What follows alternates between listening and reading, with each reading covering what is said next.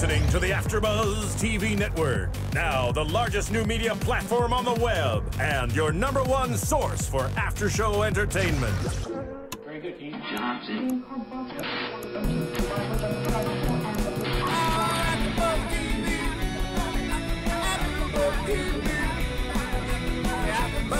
The AFTERBUZZ Studios in Los Angeles, California, presented by Maria Menounos and Bing.com, and streaming live thanks to Akamai Technologies. This is AFTERBUZZ TV's Falling Skies After Show. We'll break down tonight's episode and get you all the latest news and gossip. If you'd like to buzz in on tonight's show, you can buzz us at 424-256-1729. That's 424-256-1729. And now, another post-game wrap-up show for your favorite TV show. It's AFTERBUZZ TV's Falling Skies After Show. Finale. Hey everybody, Bing is for doing, and we are doing the finale of Falling Skies, Season 2, Episode 10, a More Perfect Union episode, or Hour 2, I guess it is. Yeah. I'm Tamara Berg. I'm joined in studio by Derrial Christon. Hey everybody. Sofia Stanley. Hello. Steve Bottomley. Hi. And we have Marissa and John in the booth. Yes, both of you? Yes, we're both here. Hey. Welcome, John. Yes, welcome, John. We haven't met you before tonight, so we're happy you're with us. Okay, big deal. Man. Season finale. We knew it was going to be explosive, but there were a lot of surprises, and boy, were we wrong on our predictions. Let's just put it that way. I failed. That's how predictions work. I know. Hence I know. the term prediction. I think real quickly we should talk about Twitter for a second here. I think you've got a very good point to make. Yeah, you do, the Sophia. Twitter We've been world. talking about this. We've been tweeting about this week. So Yeah, talk so about I am very much on the Twitter universe for Falling Skies, for TNT, as well as for all of the cast and the crew. And so I started to notice that several of the cast members not only were tweeting that they were already in Vancouver, obviously for Season 3, but more importantly that they were already reading the scripts and that the script was, in fact, amazing. So therefore we knew that they were still alive, which helped predictions, but then also irritated me a little bit at the same time. So we were very aware that Maggie, Sarah Carter, Drew Roy, and Connor Jessup, that they would in fact be surviving the episode. However, I just want to point out that part of my prediction is actually kind of correct, but we'll get to that towards the end. Okay, but I also want to talk about stinking Peter Shinkota. I know. Oh my goodness, no. Boy, did he really keep his mouth No, shut. he- I'm impressed. I'm very impressed. And by stinking, I mean I'm impressed by that. No, she means that in idea. the best I way. do. Yeah.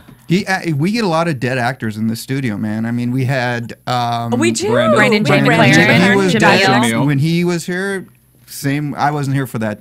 I would have gotten it out of him. You may have. You may but have. I was, I'm not No, that no. persuasive. I'm telling you, Peter, Excuse me, when he dead was characters, not Peter dead when he was actors. here, and That wouldn't work. you guys could check that out on iTunes. No, Peter was silent for a reason, and I he think was- that's why he plays his character so amazingly, because I think that he really does so much simply with his presence and not with his words. So he's had, 9 episodes, 10 episodes to practice, let alone Season 1. That's true. So that's what he did when he came in the AfterBuzz studio. He just practiced being a silent commando. Yeah. So yeah, kind of pissed. Yeah, I know. We're Kinda all pissed. we're all kind of pissed and impressed at the same time. you know, Exactly. Because we you totally can't talk about it. We so- took the bait. We Yeah. took the bait. Good and- job, yeah. Peter. But he died. More importantly, he died like a soldier. He died like a true second mass For sure. resistance fighter. So Well, just like Jamil, it was a good death. I was Yes, kind of hoping noble that death. I was noble kind of death, hoping that yes. the tweets that they were saying were like red herrings.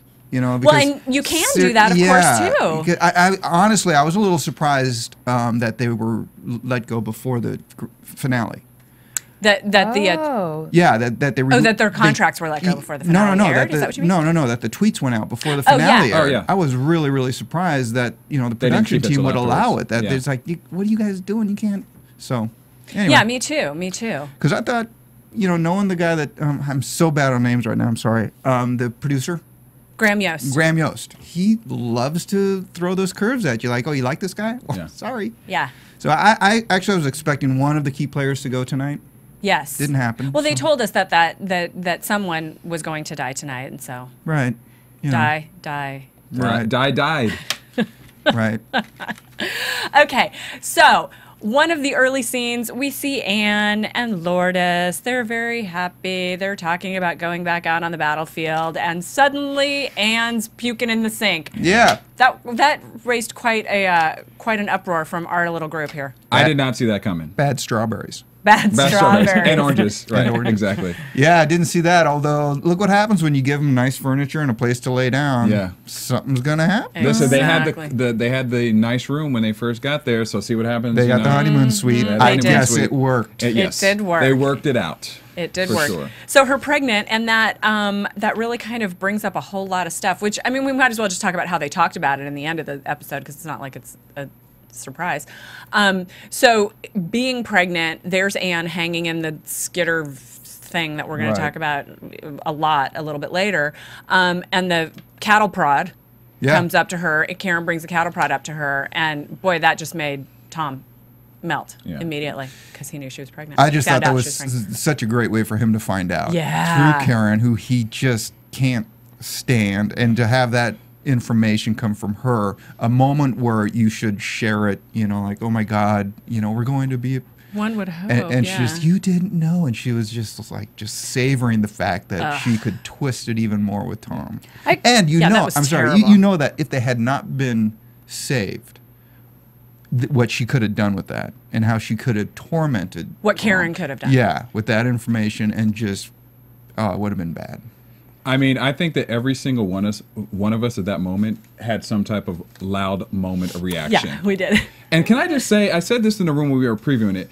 Did anyone see Seven? Because that was the same line from Seven when Kevin Spacey told Brad Pitt that Gwyneth Paltrow was pregnant. Yeah. It was the same exact line tonight on the show. know. You didn't know. That reaction, I was like, wait, this is like deja vu right now. Yeah. But all of us had the same reaction tonight. I mean, I was wondering how it was going to go down, just because Karen had that electric, what was the piece called? It's the electrical... I called it a cattle prod, but I don't know what they were calling it. Well, whatever that piece is, when she walked up to Anne, I mean, I literally started shaking. I didn't know what was about to happen, and I was like, oh God, is she going to lose the baby? All these things start going in my mind, and then the fact that then it was revealed to Tom that, of course, she's pregnant, and Karen, of course, puts her head up to her stomach and is like, oh yeah, she had that whole sense. So. And I think it's also, too, I completely agree with both Derrial and what Steve just said, but I think that more importantly, I'm starting to wonder, is it the Overlord or is it Karen? Because she's like an evil bad word. Like, I want to be like she's really demonic, and the way she plays it, and I think that, Tamara, you said it in earlier episodes, she does look very angelic, right? And the way that she even just moves, she almost slithers and slides, and it wasn't just that she, explained or communicated that Anne was pregnant. It was the manner and the way that she just put her ear up against it, and then she turned to Tom in that way. It was demonic, and I think also it showed that even though she kept saying the Overlord simply sees you as a mosquito, it wasn't true, or else, just like Tom said, just kill me.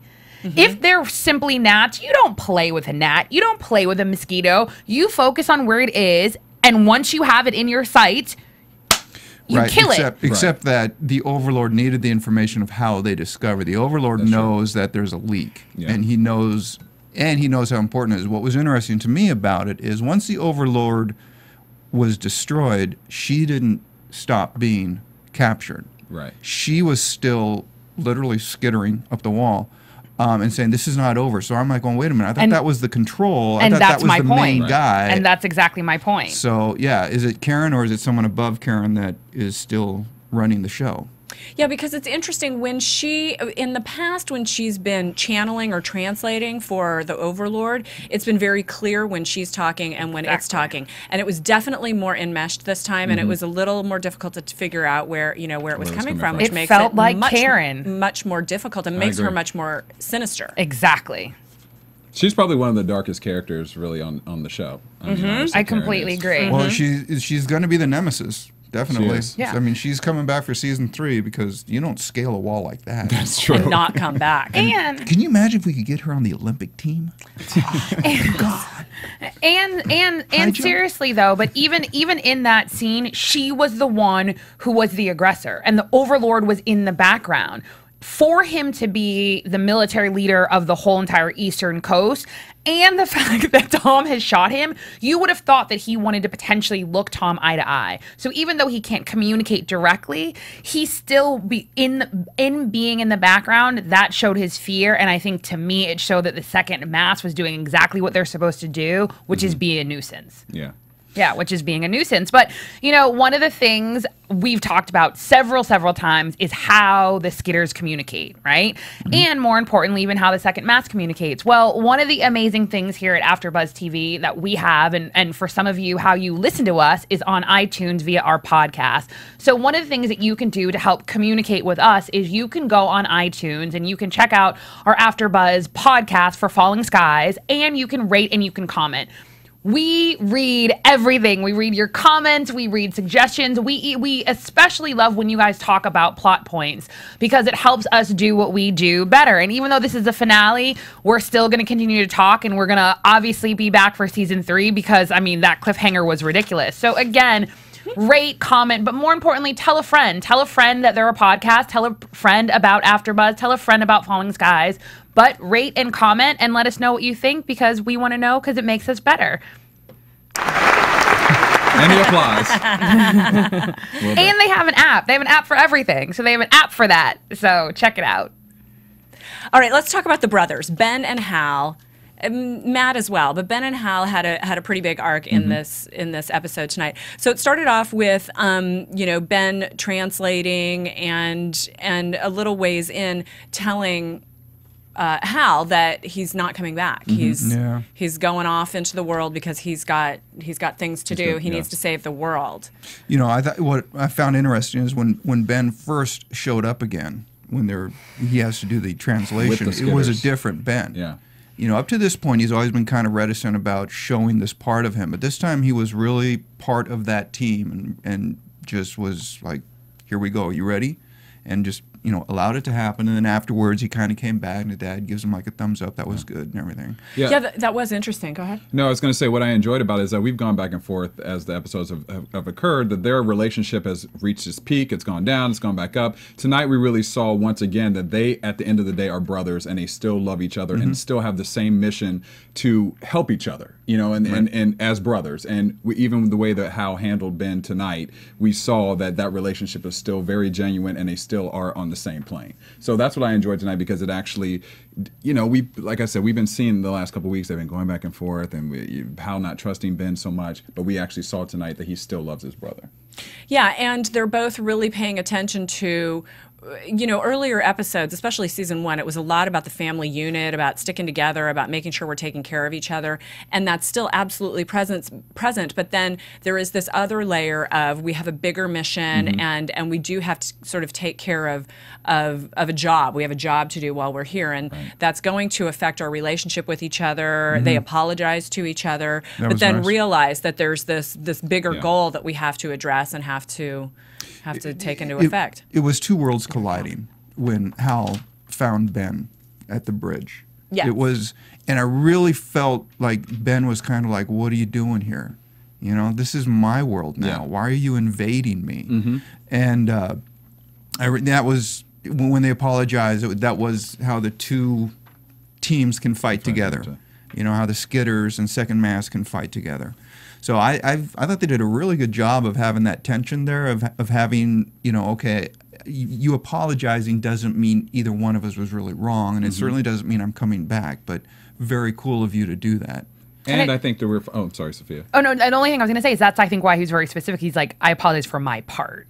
Right. It was a very brother-like apology. Right. And what I was going to say is, too, I finally am starting to see that they are going to utilize Ben a little bit more, because I've complained about in the past episodes that he's not utilized. This guy is right in there with the skitters, so why not utilize his skills to get to the mission that you want? Tonight, I saw that maybe it's starting to turn around a little bit. Obviously, Tom believes in his son, and I think that it's trickling down a little bit more in the second mask group, that they're starting to see a little bit that Ben is not a threat. He is there to help everybody else. They laid one in when they were coming in. and I didn't know he could draw. Either did I. So so there's stuff that's they've already laid in. There's things that he'll be able to do that will surprise evidently him as well. Yeah. But I think also part of it comes down to everyone else's reaction. I think that they're now very much in a different place, and I think even being in Charleston, they're definitely picking sides. And I think that when they literally formed a human barricade around the Skitters as the second mass, I think that they were very much choosing sides. And so I think they're realizing they now live in a new reality, and that new reality is that you have harnessed children, and that you either have to choose to accept them or not. And I've said this, throughout the course of the storyline, even when Bressler says, oh, my kid was killed by a Skitter. Yeah, everyone had people killed by Skitters. Like, get over it to a certain extent. But if you would stop and listen and realize everyone has the potential to be harnessed, but we would all hope that someone would give us the option that if we choose to still stick with humanity, that we'll do so. And I think that's even why at the bridge, when he mentioned, no, I tried to sleep upside down, like I'm still a human after all, like he was being funny, but I think he was being serious. Like, no, dude, I really tried it. It didn't work. So I thought it was great. That was a great line. There's been some moments where I kind of scratched my head in this in this series, but in this episode as well. Why would it be so hard for the military guys to not believe there could be a revolution within the Skitters? I mean, I think that's a great question. Any military historian would say, well, actually, it's a pretty common thing that you always are going to have, generally speaking, get what I did generally, you're going to have that branch. And why is it so difficult? No, I don't believe we're going to kill them and everything. I'm like, it's because they're not historians. And I think that's the problem, is at the end of the day, and I don't know if this is a proper word, I don't know if it's bifurcated, but we have, the military is being piecemealed together, right? So at the end of the day, you don't have the full line of command. And military isn't simply like might is right. You have military that's might is right, and then you have your technical or military analysts. And military analysts are a completely different species, pun intended, than people who are like guns. And so I think that's what they're missing. And that ironically is why Tom is so important. And that's why the partnership between Tom and Weaver is literally at the core of this series, because it really shows you what can happen when you have someone who's a historian and understands how humans react and how we have reacted. And then you kind of join that with someone who has the military presence that Weaver does, not only in the field, but also as a leader. And I think that's what the other resistance movements, that's what they're missing. They're missing that duality of a Weaver and a Tom Mason. And I agree. And I also think that they're just scared. And I think that they want to keep the group in a centralized, compact way of thinking, that they're afraid to even have anyone else think outside the box, outside of those things. But I completely agree with what you're saying. Exactly, because you're right. They need to think of, I mean, there's always been a resistance. And that's a pretty typical military response is, you give orders, you take orders, and there's no room for creativity, really. But I get your point, and I think that that's a fair point to make, that, Weaver's kind of a seasoned guy, and the second mass comes in to applause. The second mass comes in, your reputation precedes you. They lay out the fact that there is respect and a history with the second mass, except when they're going, no, you don't matter. And it's kind of a schizophrenic take on how to approach the second mass. They are either these guys that have done this and may know what they're talking about, or they're just the luckiest bunch of guys ever that somehow waltzed through every battle that they had and make it out alive and just kind of found their way to Charleston. So at those moments, I'm like going, guys, just figure out a better way that you can still have your ground. I understand how the plot needs to work, but there's a better way that you can have both of those arguments strong. Like, Arthur's argument about, look, I'm trying to create this. Sorry if I went over this way, but, the means are important, or the ends justify the means. Right. Anyway. I just want to finish up about the brothers. Yeah. So in the end, Ben and Hal come back. They're greeted by Matt and Tom. Oh, lovely. And Matt says, "You're staying, right?" And Tom's like, No. He's got important work to do. And Ben says, "Yes, I am." Yeah. What? Yeah. Yeah. Tom was very surprised by that answer. He was. So what do you guys think that's about? I think it's because his guardian is dead. I mean, I think that I definitely think that Ben felt like he had a mission that superseded everything. But at the end of the day, he was going with his guardian because his guardian is his guardian. Right. And I think that especially because he feels like he's an outsider. I think that with the second mass banding together around the Skitters, I think that he finally feels like he belongs. B, I think that his guardian, his leader is dead.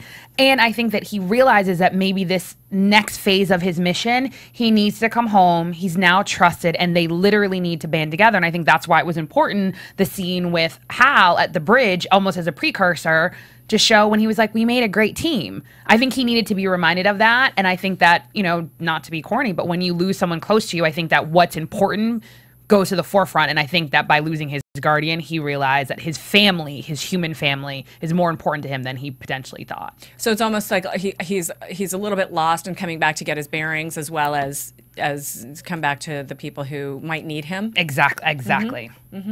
I didn't see the transition. No, I just didn't see it. No. I didn't see anything that happened in the episode where I went, that was the moment where he says, I'm going to abandon this and go back to the second mass. Because not all of the skitters died in the rebellion. There's still kids out there. So I just never saw the transition from when he first came in as translator and basically number 2 guy, I think, to the red-eye skitter. Pretty much, yeah. He held the skitter. But what we're not talking about is when he was having his moments with the skitter. And he red-eye, I guess. And he says, I know. And he did not share that with anybody. Didn't reveal anything. Evidently not sharing information runs in the family.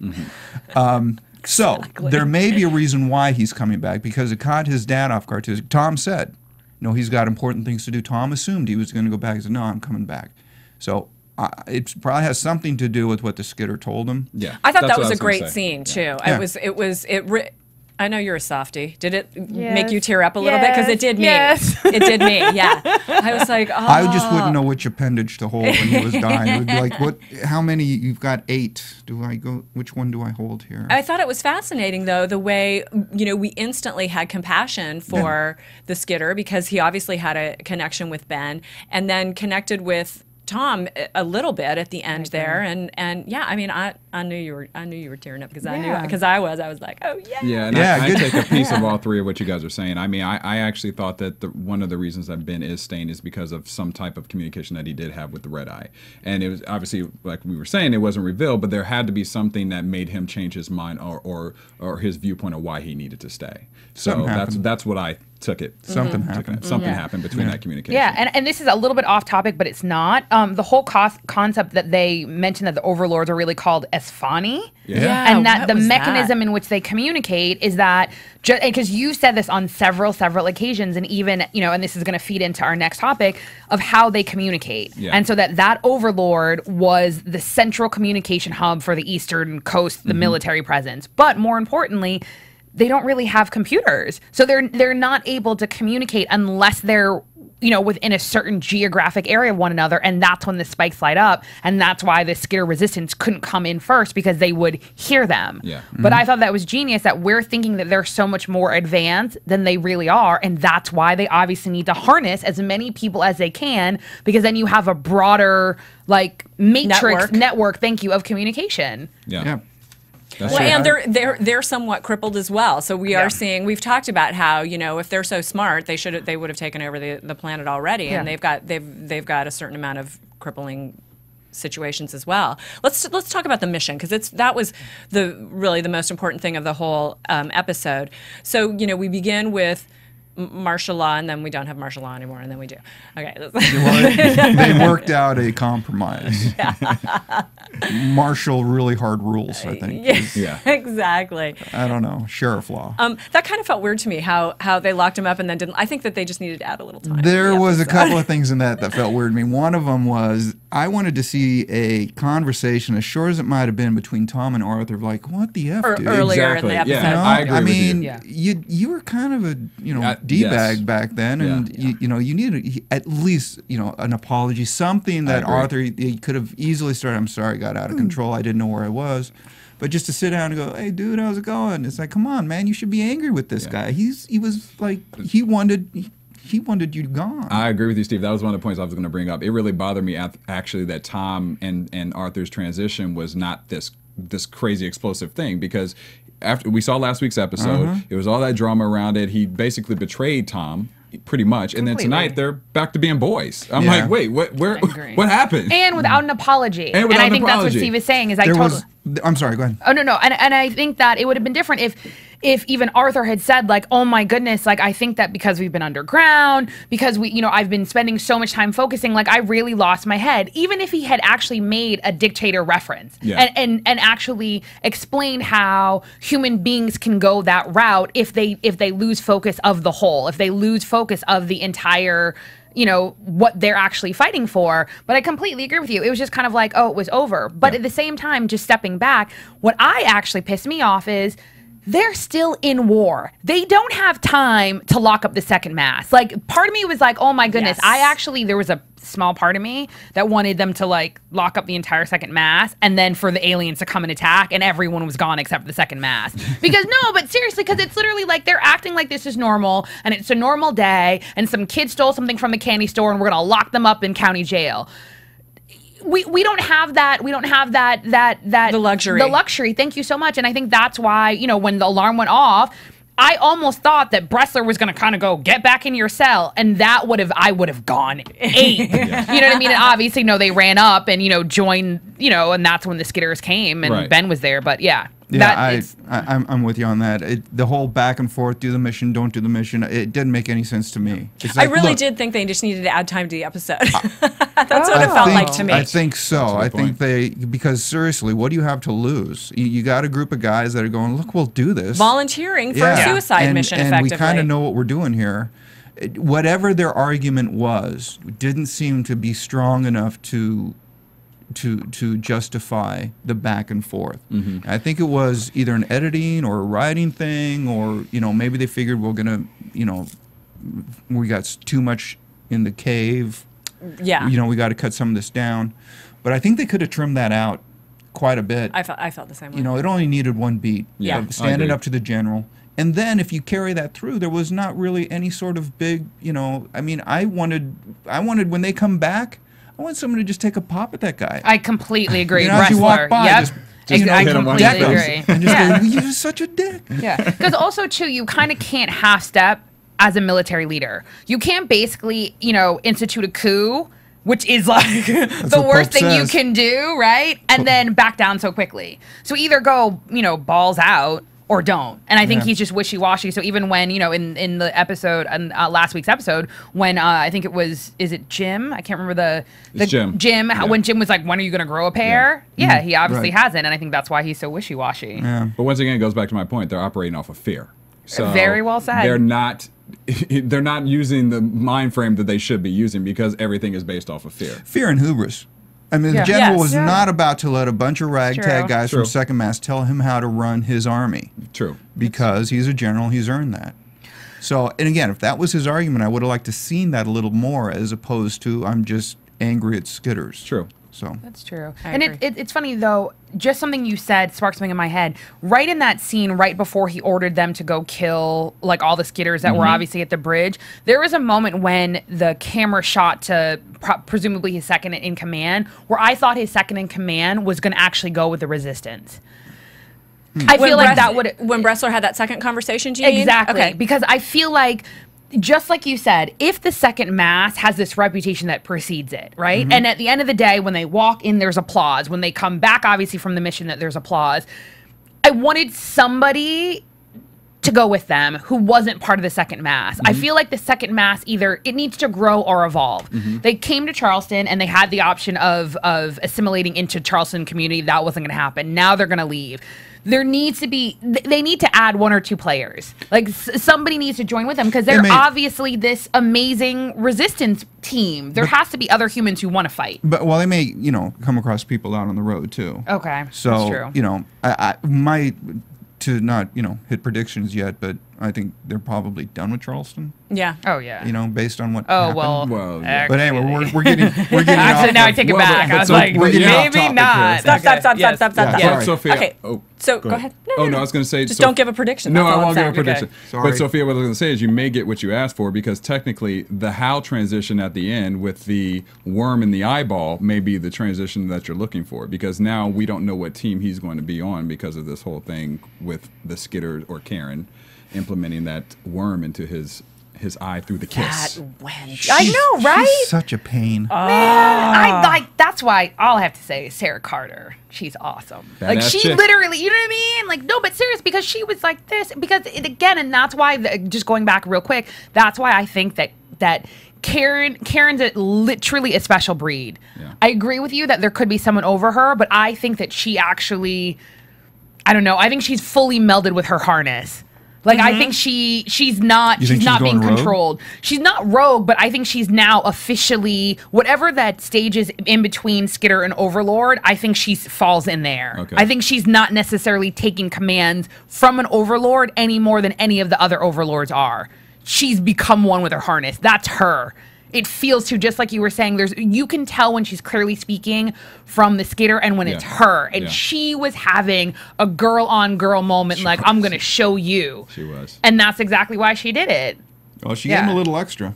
She gave him a lot of Literally. extra. Yeah. So yeah, they're in the caverns. Yeah, the caverns. Yes. Chatting up a storm.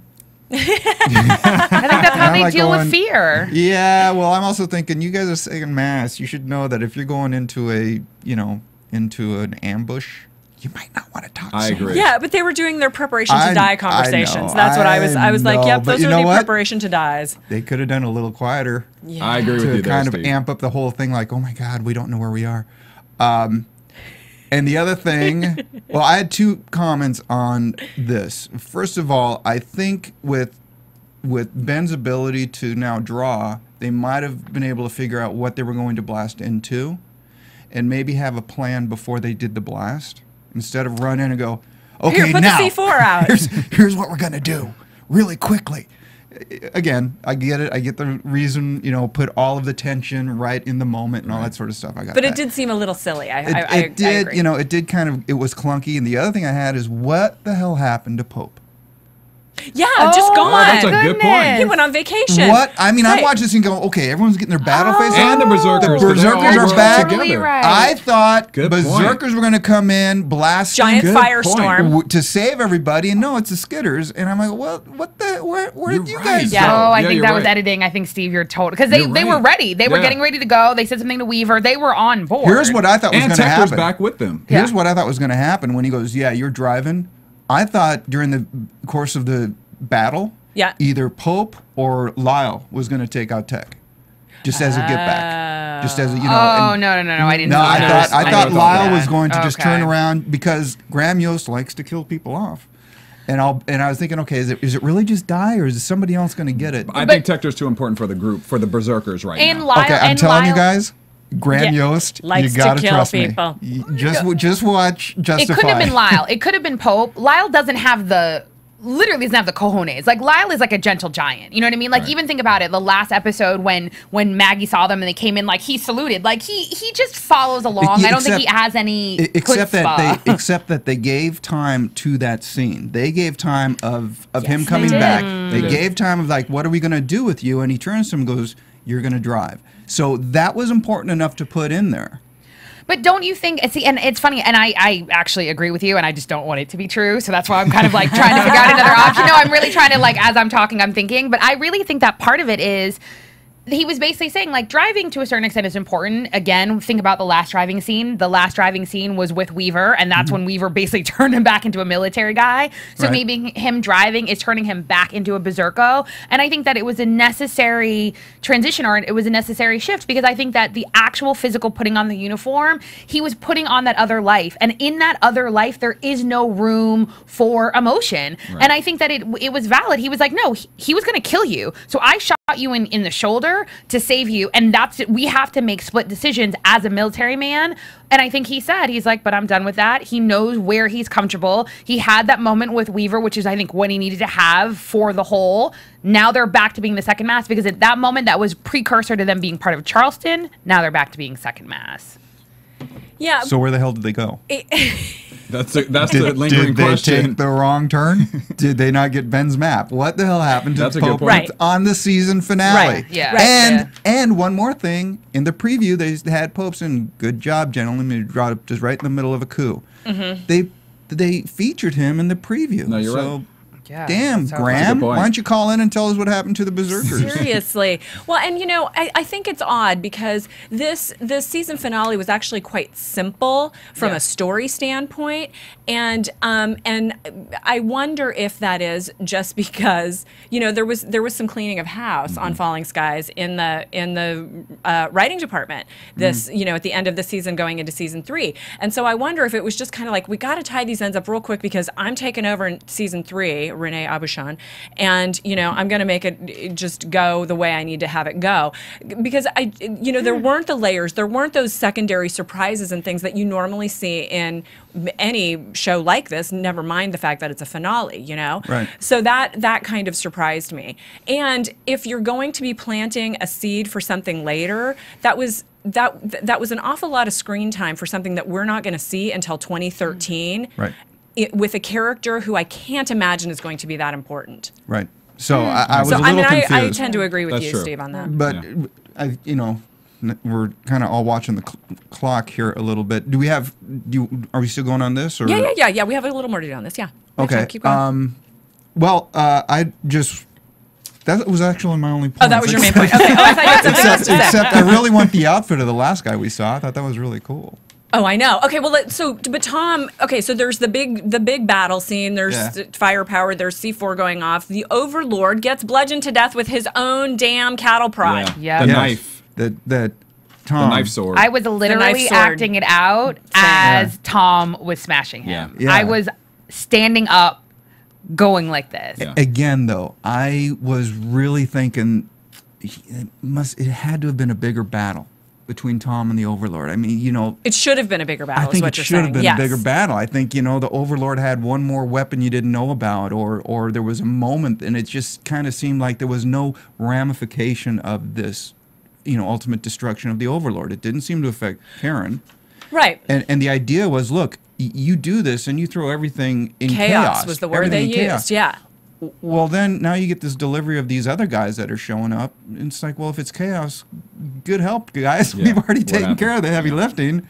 Yeah, come on in. And once So- again, it wasn't revealed the conversation between the Overlords and Tom. We still are waiting for that final response. I guess Yeah. we're never going to get it. I know. I'm probably disappointed not. by I'm actually, that. I thought sure Probably that it not. would be revealed tonight. So I guess So I did have I. to say sayonara to that reveal. Yeah, but, you know, I don't know. I got nothing for you on that one. Okay. We actually, I was just given a note that we have more time, so Oh. let's talk a little more. Okay. We touched on it a little bit, but Ben and the eye scorpion. Yeah. That you just knew there was something How? weird How? about. I mean, excuse How? me, I That's beg your okay, that's pardon. okay. How? That's Yeah, okay. and the that kiss from damn Karen. You know, we were all concerned she was going to do something really nasty, and then Right. she kisses him, and that was confusing. And then we find out it's a stinking eye scorpion. But it's weird because Yes. she's walking in there saying, you're all going to die. Yeah.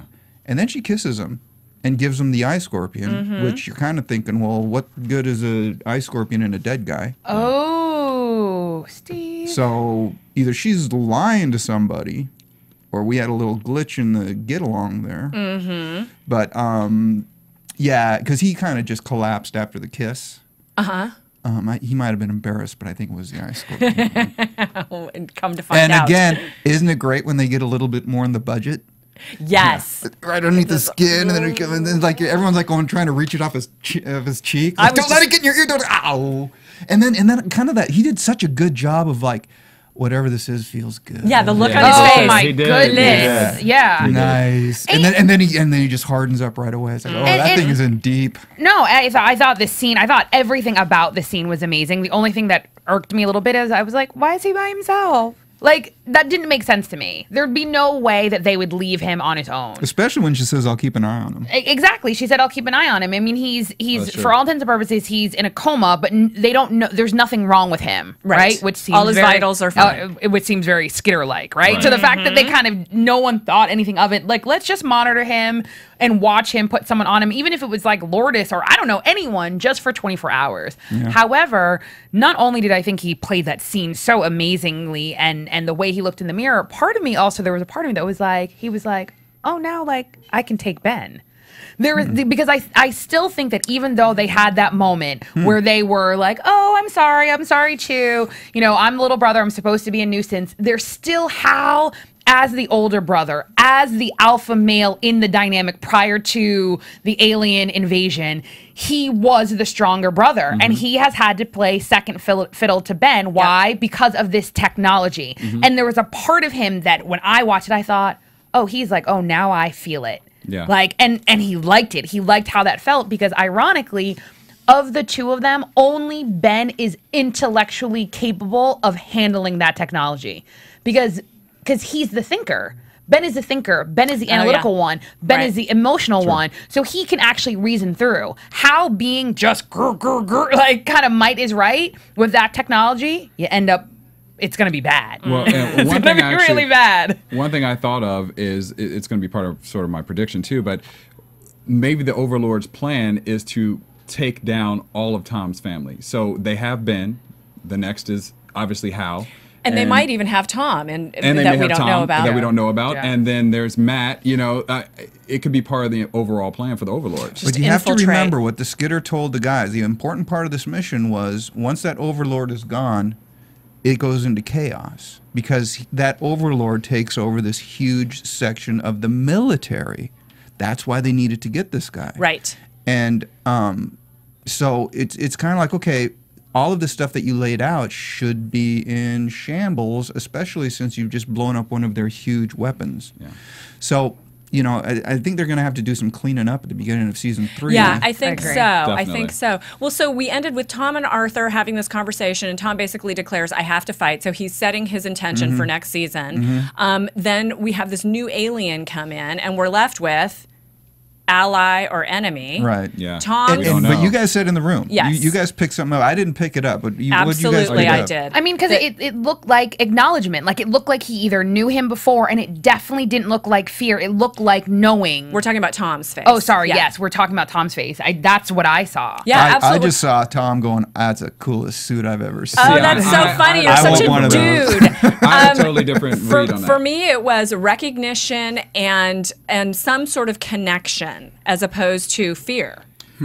What's your I took a totally different prediction on that one, or thought on that one when the whatever the new Skitter Overlord when type Sky fell species came down. I actually took it as the smile from the alien as saying, "Hey, I'm friendly. Like ease up. Like you don't have to shoot me. I'm the friendly one here, and I'll explain why." Oh, 1 second. Yeah, but you saw that thing smile? I didn't. And I saw it too. I saw it. Oh my God! I just saw it. I wouldn't say a smile. It's a smirk. It was a but smirk. Yes, and so you could smell cheese. My interpretation of that smirk was that, hey, I'm not threatening. Like let's take a moment, and I will explain this season 3. That just went. I didn't get any of that. We need to work on your interpersonal communication skills, Steve. Really, seriously. I want to go into news real quick. You've got a little news, right? AfterBuzz TV News. Oh, yeah. Oh, okay. Well, okay. I'll just quickly. I want to do a shout out to Sabrina Ellis, who tweeted me this week. We talked about in the downstairs in the mall where they were doing the forum last week. There were words on the wall behind, and she pointed it out that was the 4th verse of the Star Spangled Banner behind them on the wall. And basically, I'm not going to read the whole thing, but you can take a look at it. I'll tweet out the address of the lyrics, but it's about free men standing between their loved home and the war's desolation, blessed with victory and peace. May the heaven-rescued land praise the power that hath made and preserved us a nation. So interesting little bit of production design that gave kind of an extra layer to the thing, and I love that stuff. I love it. So thank you, Sabrina, for letting us for know the about work that. and the That was effort and all really that good. stuff. I appreciate Very cool. that. What have you got? I have 2 parts. Basically, a little bit of information on how the show is ranking. It's still doing very well on TNT. It still has been the #1 new series for the summer, sci-fi series. Yes. Applause. Thank you very much. In the 18 to 49 and 25 to 54 category. Falling Skies has averaged 5.9 million viewers a week this year, so it's doing huge for TNT. We had, of course, Sarah Carter on the show a couple weeks back, and I spoke with her this week, and she said they were all leaving today to go to Vancouver to film until December. So she said that they have some very exciting episodes planned for next year, which they'll be back in 2013. And Sarah's already actually started tweeting. I saw a tweet that she was already reading episode 301, and she said it is amazing. Yes. Yeah, it's going to be really She exciting. said if you thought this season was good, wait till next season. So I'm excited. I can't wait. Hopefully we can maintain friendships with her and have her come back next Yeah, season she wants to come back for sure. Yay, yay. Cool. That's all we have for news. That's what we have. Okay, let's move on to predictions. And now, your AfterBuzz TV predictions. I predict season 3 is going to be excellent. And I Don't go out on a limb. I here, know. Tammy. Come on. I know. Sorry, but I was kind of reading a lot more of the background of the things I talked about earlier about the writing changes and then the showrunner changes and things like that. Nobody was criticizing at all, but they were definitely saying that they were having challenges with season 2, kind of getting things on track. And I feel like they're now on track. And I think season 3 is going to be really strong and the kind of show that we expect to see from Graham Yost. I loved season 2, but I think season 3 is going to be really strong because everybody's really settling into their characters, and as an audience, we're really settling into loving the show. So I'm just going to give that major prediction. Yeah, I think they did have the sophomore struggles. In the season. Yes. Okay. Well, my prediction is Steve. that Pope and crew eventually stop and ask for directions and show up sometime and in show season up 3. somewhere in season Awesome. 3. I think that's what's going to happen, and they'll probably kill skitters on me. No, I think, and they kind of laid it in already. I think what they're going to do maybe is put them back out in the field because that's where everything pops. The energy dropped so much when they got to Charleston. It was like kind of like a, hey, you're here, yeah, hey. We're at the spa. Yeah, we're at the spa. Everybody just relax and. And it doesn't serve to their characters to keep them in a room. I hope you're right with that. I think that's a really good one. What have you got, Sophia? I agree with everything that Tamara and Steve that you guys have already said. But I also agree because I think they set the groundwork.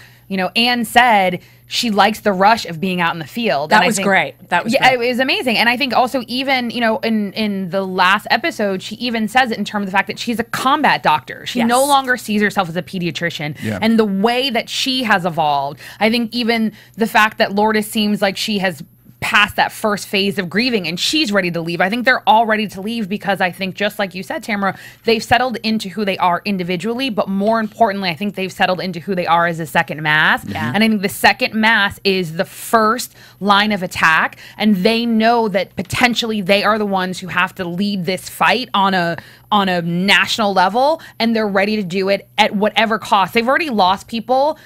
That's not going to stop them. So I definitely think that season 3 is going to be balls out, military action, fighting, second mass. I definitely think that Pope is going to play a major role. So I think that was somewhat maybe a slip up in the last finale, maybe editing. But then I also want to say that technically I think my prediction was kind of right. Oh, which from last episode when I said he's going to lose a son.